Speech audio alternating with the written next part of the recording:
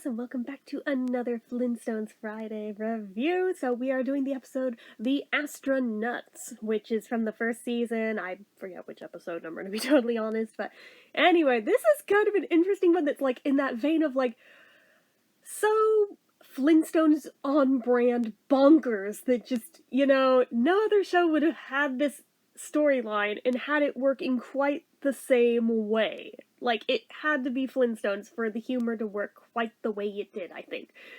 So in this one, it starts out, Wilma and Betty are hanging out, and basically Wilma is telling Betty how she's going to con Fred into getting a physical so that he can complete their life insurance policy, which he doesn't know is for a life insurance policy, but she has him convinced is part of the requirements for this big contest that he's entering, looking for a perfect physical specimen.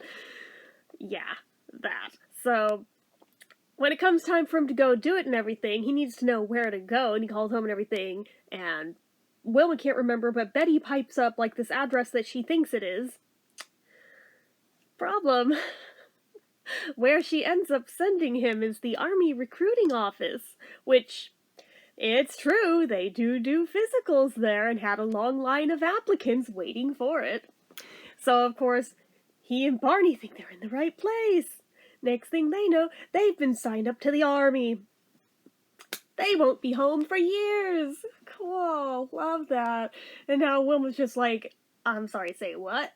Like the point when they went and told the wives this, because they only have like the briefest of brief amount of time to visit before going back and having to stay there this time. Yeah. So, as it's Fred and Barney, you know darn well they are not cut out to be Army material. Even just practicing marching, like they have blisters on their feet and they're already trying to scheme up a way to like transfer out of the Army into like some other battalion. They end up in the cavalry, and then they get transferred from the cavalry into what turns out to be the space program. Because they're looking for two dummies stupid enough to sign up to be launched to the moon. Because it was this era in history that this episode happened. But, yeah, they have no idea what they are being primed for. No, they are being told left and right that what is going to happen here. Oh, sure, you're going to be out of the Army, all right. Uh-huh. You'll be out of everything, but you'll really be out of the Army.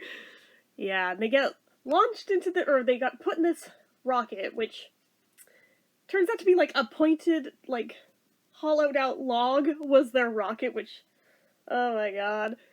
No flames or anything. Nope. They launch it with a giant slingshot, because cavemen. And it's only when the wives see on TV that history is being made because two men are going to be launched to the moon, and they mention the names.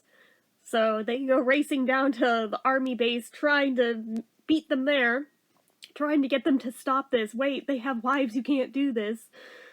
Yeah, it's too late, they've already been launched. But of course, being from a slingshot, how do you think this is going to go? Yeah, it lands in, like, the artillery range. But they think all, like, these holes and craters in the ground are the moon. And it's not until the wives come running at them, they're like, how did you guys get here? Yeah, no, you didn't go anywhere. Oh, God, but yeah, it's a whole thing. They end up with an honorable discharge from the Army and everything. It's all fine. Obviously, there's more to this episode. It had to flesh out, like, a full episode, right? But that's the plot of it. But, I don't know, like, the humor in this one, it feels so... Even though it's so weird, even though it's so out of step with, like, most other things on the Flintstones, it also feels very Flintstones in its particular brand of humor, and I love it for that. So I personally would rate this one a 5 out of 5. I think it's great, and if you can find it, totally check it out. It's a little bit of a weird one, but at the same time, it's a good one. I think it should be required viewing. So, I don't know if they ever reference it again anywhere in the series, that they were once in the Army for about a minute. But yeah, apparently that was a thing that happened once.